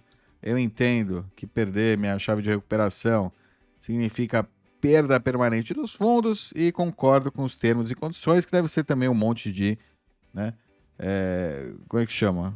Cobertura aí, né? Legal, para não se ninguém responsabilizar a carteira por perda de fundos. E aí você insere a sua seed, né, aqui, e aí você vai recuperar a sua carteira e pode usar, né, normalmente, né, como carteira, na carteira Blitz. Esse é o caso, né, que a Blitz ainda existe, você consegue se comunicar com o operador Blitz, né? Então, a recuperação, no caso, aí é uma recuperação amigável aí para seguir usando a carteira Blitz. Alright? Essa é a restauração de conta. Eu vou começar, né? Vou começar uma nova carteira, mesma tela inicial aqui, seu dinheiro, seu controle, algumas coisas antes de você começar, você controla, frase de recuperação. Se você perder a sua frase, já era, não tem como recuperar, né, os seus fundos. Vou seguir. Você coloca agora um password, coloca aí uma senha forte aí no seu caso, né? No aplicativo do celular ele dá a opção só de 4 dígitos, que eu achei meio ruim, mas, né, pelo menos no coisa você pode colocar até uma senha com caracteres, né? Uma coisa grande, você pode fazer uma boa segurança aqui, né, no seu desktop, né? Eu vou colocar agora uma fácil, né, para mim, insegura, de 4 caracteres, 4 dígitos mais, né? Importante aí, né? Quem tiver acesso ao seu PC e conseguir, né, por força bruta, colocar a senha, vai ter acesso aos seus fundos aqui na sua Blitz Wallet, tá bom? Então vamos criar a carteira.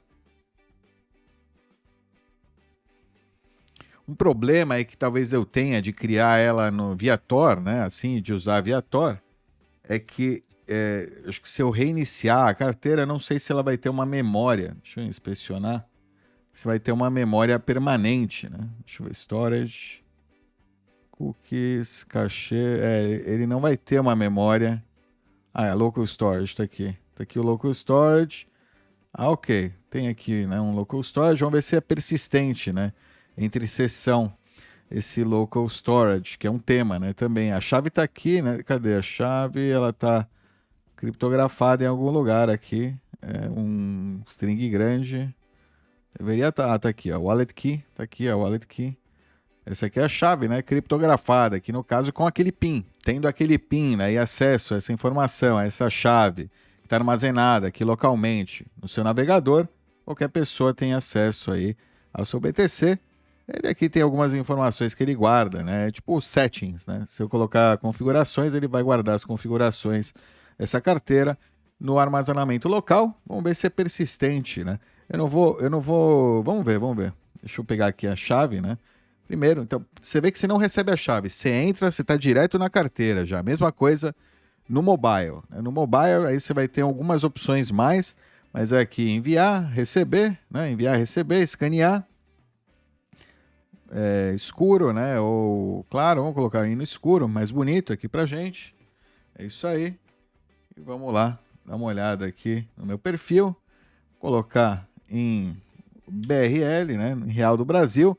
No celular, sim, né, aqui quando você já vem no menu, você vai vir em perfil, né, e aí depois aqui vai ter outros settings aqui no cantinho. Você vai poder colocar o idioma em português do Brasil. Na web aí ainda não, né, mas eu achei legal o web, que é tipo bem rápido e eu posso ter em qualquer PC, né, logado aí uma carteirinha web assim, Lightning, para receber, enviar, né, para fazer pagamentos rápidos. Também na versão mobile, você tem a conexão com o NosTR, né, que é uma coisa legal. Você pode utilizar aí essa carteira com o Nostr Wallet Connect. Nostr Wallet Connect. Display Options, Lightout, DIN, Lightout mesmo, denominação BTC, como SET. Ele tá meio estranho, né? Ele usa BRL aqui, mas é o SET, né? SET. Quantas transações na página inicial, né? 30, tá, 35, tá bom, não vai ter nada disso, né? Agora, FastPay, né? Quanto você pode, sei lá, quando você faz um pagamento, né? Que você possa fazer o pagamento sem precisar confirmar, né? Sei lá, você vai fazer um pagamento de 10 até 10 satoshis, eu falo, ó, pode, se eu já tô logado aqui, pode pagar 10 satoshis tranquilo, né? Rapidamente, sem precisar que eu coloque o PIN de novo, né? Ou no celular que eu faça slide, né? Que eu faça slide ali, sem swipe para confirmar, né? Sem fazer swipe para confirmar, né? Até 10, né? Tudo bem, até 5, né? Eu sou mão de vaca. É isso aí. Backup Wallet, aí é o, né? Tem certeza que você exibir a sua frase de recuperação, aí você vai ver, né, a sua frase de recuperação, que você tem que anotar aí muito bem, porque, né, só tendo acesso a ela, só com ela você vai conseguir recuperar os seus fundos, né? Então, tudo que você enviar para essa carteira, se você não tiver a chave, se você não tiver anotado a chave, feito backup e perder por algum motivo a carteira, né? Ela vai desaparecer e você não vai conseguir recuperar mais os seus fundos e já era, né? Foi para o saco. Informação da Spark, aí tem meu endereço Spark, né? Que ele cria aí associado, derivado daquela chave, daquela seed, né? Da seed word. Chave pública, né? Chave e o endereço Spark. A chave pública, isso aqui, né? Poderia ser, acho que talvez um. Não sei se Quantum Resistance, né? A Spark também, não sei dizer, né? Não sei. Mas a chave pública, se ela tá raw, né? Assim, crua, acho que daria para expor, talvez, né? Acho que talvez não sei. Sobre a carteira, software Blitz é free open source, Apache versão 2.0. E tá aqui. Ela usa o Spark e o Breeze Liquid SDK. É bom você, ou seja, dá para você receber via Liquid também. Ok? Olha lá, o Blitz Web App é powered pelo protocolo Spark. Spark é um protocolo off-chain, onde os operadores Spark e os nodes dos usuários, ou seja, esse aplicativo aqui rodando no meu web browser, nesse caso, atualizam o estado da posse do Bitcoin, permitindo transações de taxa baixa, né, ou quase nula, rápida, sem transferências não custodiais, sem transferências e sem tocar a blockchain. Né? O criador Blake Kaufman, Oliver Kubzix fez a UI. Essa aqui é a versão 0.1.8, né? Se você estiver vendo no futuro, espero, né, que a versão web também já esteja melhor aí, mais atualizada. Hoje eles têm aí, ó, stats da Blitz 5.700, olha lá, um aumento aí no último dia, 5.735. O objetivo deles é chegar a 1 milhão de downloads, né?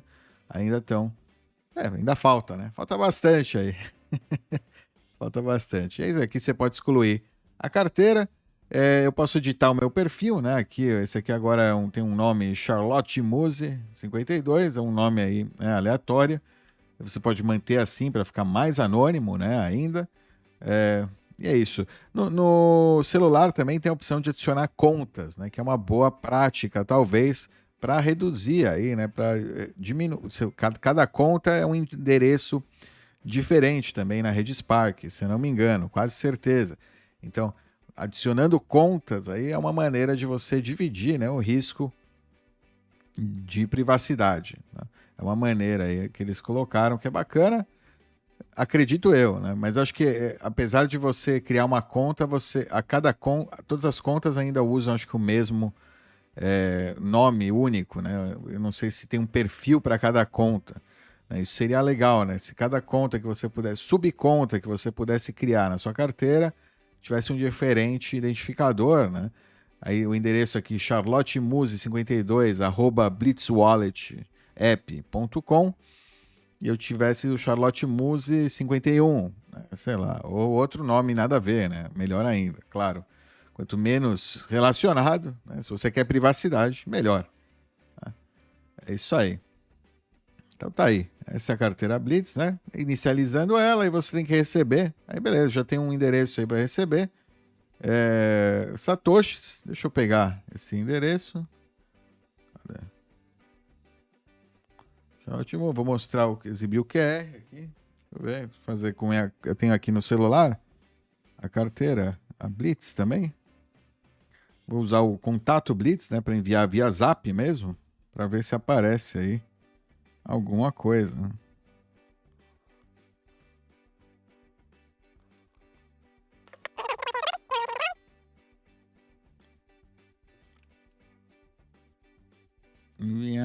Eu vou usar aqui, né? Charlotte Muse tá aí. Não tem bio, mas eu vou adicionar esse contato e aí eu posso enviar agora, né, pro meu contato. O cara me passou, eu sou o Charlotte Muse no 0 satoshis, instantâneo, enviei. 21 sets, e aí, né, aqui Deve chegar, né? Ó, tá aí. Chegou. Tá aqui, pagamento recebido. Você recebeu. Tá ruim de ver aqui, mas tá aí. 21 sets do Tomás Guanaco 2, né? O Panaca da outra carteira lá que mandou para mim. E eu posso ver, né? Aqui os detalhes técnicos. Aqui tá o endereço de pagamento, né? E eu posso entrar lá no Spark negócio para ver, né? Que não aparece, né, nada na blockchain. Mas se eu enviar para o Pierluigi lá, para o Panaquid, eu tenho que copiar o endereço aqui. É uma coisa que eu encontrei um erro aí, né? Pelo menos na versão web, é que eu não consigo mandar para outros usuários com facilidade. Se eu adicionar, por exemplo, o Pierluigi da Tether, né, que primeiro que ele adiciona como endereço Tether, né, mas vamos dizer que, ok, adiciona aí o Pierluigi, eu quero enviar para ele 5 satoshis, ele dá um erro, ele não reconhece o tipo de pagamento, eu tenho que inserir um endereço Spark, né? Ou seja, ele não consegue se comunicar, né, com a Tether corretamente, o que é estranho. Não sei se é uma falha na Tether, se é uma falha na implementação deles aqui, mas eu posso pegar, né, o endereço, como eu tenho essa possibilidade aqui, né, e enviar diretamente, colocando o input manual, né, para o endereço Spark dele diretamente, enviar 5 satoshis para ter certeza, né, que vai para Spark, que é 0 satoshis, né, a transação instantânea, e foi enviado ali então para o Pierluigi. E agora a gente vai ver novamente outro anônimo mandou o Pierluigi. Cadê? Em algum momento vai aparecer. Ele já tem aqui. É engraçado, né? Agora já aparece o valor total, né? Ele tem 10 satoshis, mas não aparece ainda a transação. Né? Provavelmente, será que... alguma hora vai aparecer, né, a transação em si, mas o saldo já aparece, né? O saldo já aparece. Tá aí. Olha lá, recebido de anônimo. E o endereço dele, né? Aparece. Enfim, não tem privacidade para esse endereço, mas tem, né? Dentro dos usuários da Blitz, sim, né? São anônimos, né? São considerados anônimos. E isso aí está funcionando bem. Vamos ver como funciona aqui na Tor, no Tor, né? No Tor Browser. Se eu dou uma limpada na minha nova identidade e no Web Wallet, wallet.blitzwalletapp.com é o endereço da carteira.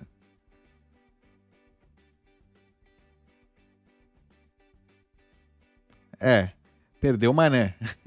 Como eu imaginava, não dá para recuperar. Não fica a memória persistente, né? Se eu vejo aqui agora a memória do aplicativo Storage, né? A Local Storage, cada seção, né, do Tor, é uma das vantagens aí do Tor Browser. Cada seção do Tor, tudo vai para o saco, né? Não ele é amnésico, né? Amnésico, só fica bookmark mesmo, né? Que é a única coisa que ele guarda. Eu poderia mudar a configuração aqui, mas seria ruim para a privacidade, né? Ou seja, cada vez que você for usar, se você quiser usar com Tor, né? Isso aqui, você tem que restaurar a sua conta, né? Você teria que aí inserir, né, a sua seed de 12 palavras aí cada vez. Vamos lá, vamos colocar rapidinho aqui a seed, né? Mas não é, ou seja, não é nada ideal, né? O ideal mesmo é você usar então, né, isso aqui dentro, obviamente, com o trade-off de que você sabe, né, que é uma carteira quente, que é uma carteira para poucos fundos, né, que não é para guardar uma fortuna aqui, para guardar ali o que você está disposto ali a ser roubado, essencialmente. Né, se alguém tiver aí, conseguir instalar algum malware ali que consiga extrair dados do seu navegador, né, do seu navegador, você perderia, né, a sua chave, provavelmente. Nesse caso, claro, se a senha, né, for forte, é melhor do que está cada vez, do que, sei lá, você guardar agora, copiar sua seed, né, num arquivo de texto e ter ela aberta no seu PC, pior do que se você tem ela criptografada, né, na memória persistente do seu navegador, né? Tem esse lado aí de trade-off. A única desvantagem, né, desse caso é que você, se você não usar, né, assim é a questão de que você meio que não, né, você vai compartilhar o seu IP, né, com o operador, né? O operador Blitz Wallet sabe que o dono dessa carteira está no IP e tal. Aí para isso, se você não quiser, né, compartilhar o seu IP, você tem que ter, né, uma VPN. Você tem que estar usando uma VPN, entendeu? Então é isso. Deixa eu aqui, por exemplo, vou entrar como destino Bitdove, né, dentro da carteira, a própria carteira. Não reconheço o seu tipo de pagamento, então eu tenho que adicionar, né, o usuário. Tenho que adicionar o contato. E aí, a partir do contato adicionado, aí sim eu posso enviar os satoshinhos, né? 0 satoshis instantâneo. E vai enviar todos os satoshis que ficaram aqui nessa carteira. A carteira está vazia, né? É isso aí. Apaguei. Vamos apagar ela. Acho que não tem muito mais, né, para a gente olhar. É bem simples, né? Você pode enviar e receber aí. Através da Spark, você pode enviar também satoshinhos. Deixa eu fechar isso aqui já. Esvaziado. Voltei para essa carteira aqui. Vamos receber. Vou usar o endereço Lightning dela e enviar aqui alguns satoshis via Lightning para ela. Uns 1.000, 2.000, assim, para ter um valor aí decente para fazer a recuperação, né? Para fazer a restauração da carteira, para a gente testar esse último passo aí, né, que seria o caso da Blitz desaparecer, ou eu não quero ter mais relações com a Blitz de nenhuma maneira, né? Cansei deles, não quero mais saber deles, mas eu tenho lá, sei lá, uns 3.000, 5.000 satoshis ainda, 10.000, sei lá, né? Quanto mais ainda, mais incentivo para você recuperar a sua carteira. Então vamos colocar aqui alguns satoshinhos para fazer uma transação on-chain, né, para ver como funciona a recuperação aí dos fundos. Para isso eu vou apertar aqui em receber, né? Eu tenho esse endereço Lightning aqui, né? Ou eu posso colocar aqui um valor, por exemplo, diretamente, né? Vamos lá, 2.100 sets, né? E vou pedir isso aí. Aí eu tenho aqui um Lightning Invoice aí normal, né? Um invoice normal, posso escolher a rede, olha lá. Lightning Network, instantâneo, on-chain, Spark. Ah, lá, também posso pedir para ser via Spark, né? Ou Liquid Network. Se eu colocar direto via Spark, vai expor o seu balance. Não é real, né? A gente viu que já isso aqui está errado, esse aviso, né? Esse aviso acho que era antes de novembro de 2025, eles têm que tirar, né? Atualizar esse aviso, porque não expõe, né, de fato, o seu saldo para a pessoa que está pagando para você e não é considerado privada. A gente viu, né, já os trade-offs, mas não é pelo menos público mais como era antigamente, né? Não é mais tão público. Então, tá aqui o endereço Spark, né? O LNURL, deixa eu copiar isso aqui para ver o que é. É o meu endereço Spark, simplesmente, né? Tá aí, eu posso escolher a rede, não tem mais... tá aqui Liquid, né? Pagamentos na Liquid vão ser recebidos direto para Spark, né? Não vai para Liquid. Ou seja, ele recebe e vai direto para Spark. Pagamentos abaixo de 100 sets não serão transferidos. Ok. Os fundos só serão transferidos assim que o pagamento na Liquid for confirmado. Aviso, né? Você não está usando a sua conta da carteira principal. É isso aí. Os transferências serão enviados para sua carteira principal, né, para sua Spark ali na carteira principal. Ele é o intermediário ali que te envia. Ou seja, esse endereço é um endereço do intermediário, né? E o que for enviado para esse endereço aqui específico que está associado à sua carteira vai para o terceiro, e o terceiro vai enviar para você via Spark o valor ali que você recebeu nesse endereço Liquid, cobrando aí uma taxa no processo. A mesma coisa se você quiser enviar dessa sua carteira aqui Spark para o endereço Liquid, você vai ter que pagar uma taxinha aí, né? Uma boa taxinha, provavelmente. Alright? Vamos lá, vamos receber então aí uns satoshinhos e já venho aí para fazer a recuperação, né? Para tentar sair da Blitz, para ver como é que funciona aí o processo. Alright, tá aí, foi bem rápido, rapidinho enviar via Lightning, né? Em teoria, tá na Lightning aqui, né? Na minha conta Lightning. Mas, né? Pode estar na Spark também. Não dá para saber porque é tudo anônimo, né? Não dá para ver lá no navegador Spark se esse saldo tá no meu saldo Spark, porque como tá anônimo, né? Eu não consigo ver no saldo Spark. Eu vejo no saldo da minha carteira. Aqui, vamos fazer a recuperação, né? Para isso eu preciso da seed aqui dessa carteira. Vou pegar aqui a seed, né? Que eu não tenho ela. Ah, não, eu tenho ela. Tá bom. Eu já tenho ela. Ah, não tenho ela. Tá aí, né? As palavras. Vou pegar ela e eu vou baixar, né? O negócio de recuperação aqui do GitHub. Tá aqui a tool de recuperação, né? Como é que faz? Tem que baixar isso aqui. Entra-se localmente, né? Tem que fazer clone do repositório, instalar as dependências e rodar aí o servidor de desenvolvimento. Aí vai estar rodando, né? Na rede local 127.0.0, né? A rede local vai estar rodando aí isso aqui como um servidor local.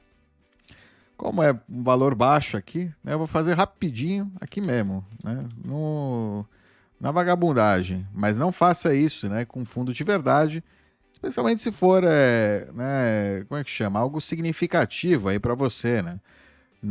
Se não é um trocado aqui de teste, é um trocado, mas hoje é trocado, né? Amanhã pode ser uma boa janta aí no Fazano, mas hoje é trocado. Então, tá aí, absorve, envolve.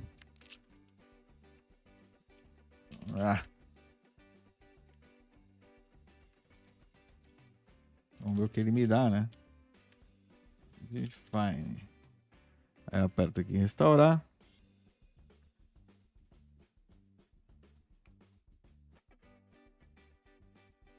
Eu posso enviar o pagamento via Lightning. Aqui o balanço. Ou via Bitcoin. Interessante que ele me dá a possibilidade de pagamento via Lightning, né? Mas tá bom. E via Bitcoin. Aqui o valor. Eu coloco meu endereço, né? Qual o valor a enviar. E reviso o pagamento. Será que eu coloco invoice Lightning mesmo? Acho que no caso, né? Como ele está em contato aí com a Blitz. Aqui ainda em contato. Seria via Lightning, seria o amigável, né?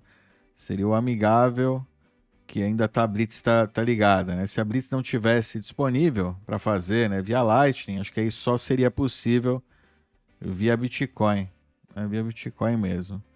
Deixa eu colocar, né, via Bitcoin para a gente ver, né? Até de repente dá para ver mais informação sobre o endereço on-chain, né? Para ver o que acontece on-chain. Ok, aqui o endereço Taproot para receber os fundos. Na verdade, vou pegar o endereço Taproot ou vou pegar o endereço... Deixa eu pegar o endereço Back32 Segwit, ver se ele funciona também, né? Porque, vamos ver se tem essa, né, limitação que você precisa ter um endereço Taproot para enviar. Vamos ver se Segwit funciona também. 2677 de FII de rede. Ó, que estranho, hein? Confirmar e enviar. Uma coisa errada aqui. Vamos ver com o Taproot.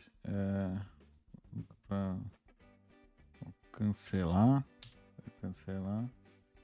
Colocar aqui o endereço Taproot. Ah, 2190. Sets de taxa, será que é isso? Foi só taxa 2197. Estranho, né?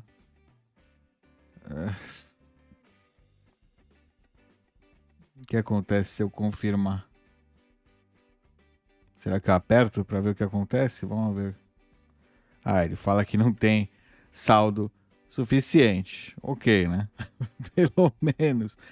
Pelo menos não enviou o negócio lá com o saldo. Ou seja, que tem uma taxa aí bem salgada aí por padrão para você fazer essa recuperação, né? Você vai ter que ter mais, né?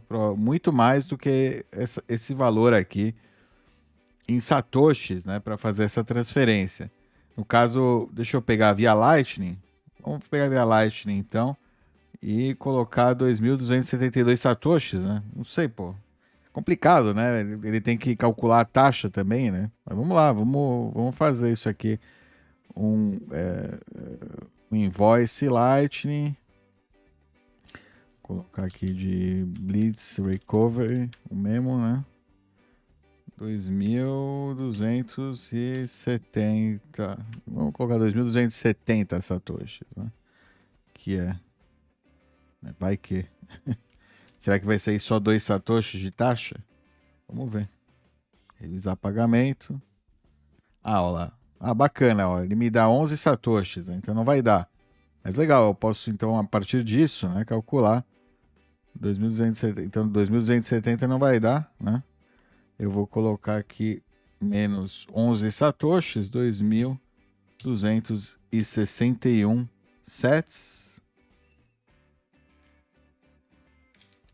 271 sets, confirmar e enviar.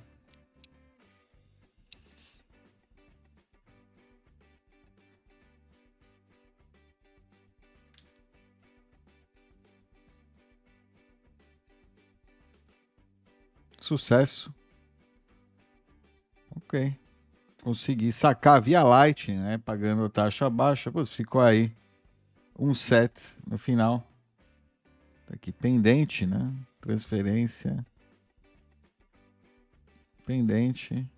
Tem o ID da transferência.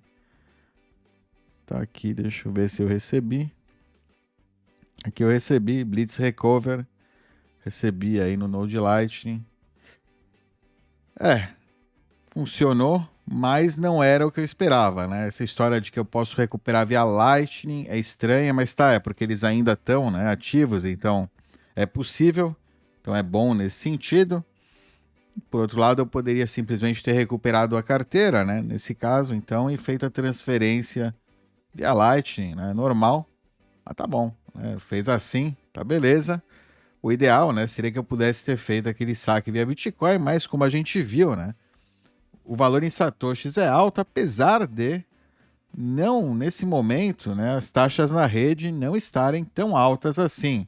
Você vê aqui alta prioridade, né, 3 satoshis por byte, eu passaria aí uma transferência de alta prioridade neste momento, que daria, né, 3 satoshis por byte, digamos que teria, pô, sei lá, 300, 400, 500 satoshis assim, né? Exagerando, até menos, né? São 140, 300, isso, uns 300 e pouco satoshis seria a taxa, né? Que eu esperaria, né? Se ele estivesse usando isso aqui. Não é muito transparente, né? Como é calculada a taxa. Eu não vou, né, enviar mais fundos aqui para testar, né? Mas se você, eu recomendo aí, se você está usando, né, a carteira por muito tempo, né, e pretende usar para, sei lá, receber 100 mil satoshis, 200 mil satoshis, coisa do estilo, verifica aí em algum momento, né, antes de seguir usando por muito tempo, antes de acontecer algum problema, como é o processo de recuperação para você, né? Quando você tem um valor alto, um valor muito alto ali. Se a taxa é razoável, não é razoável, né? Se dá para você recuperar com uma taxa razoável, né? Aparentemente, as transações que ele cria, né, na rede não são tão razoáveis assim, né? Eu não consegui entender bem. Não é o que eu esperava, né, da recuperação. Eu esperava que já tivesse uma transação assinada, né, de Bitcoin, pré-assinada, né, na Spark, né, no protocolo Spark.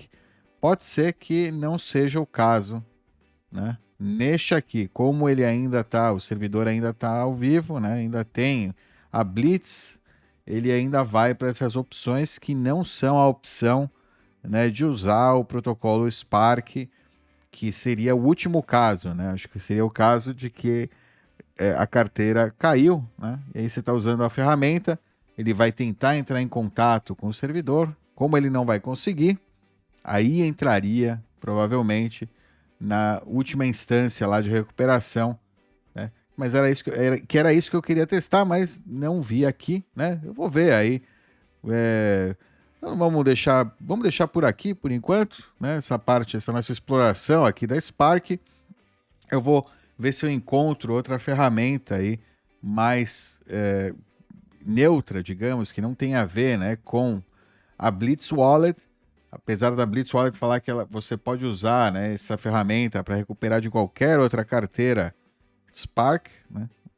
Enfim, é bacana, né, a ideia, ou seja, se você pode via Lightning, né, ao invés de ter que fechar uma transação on-chain que realmente vai ser cara, utilizando essa ferramenta, né, você utiliza eles como o terceiro que te ajuda, né, a sair de um outro custodiante, de um outro operador Spark, de repente é bacana.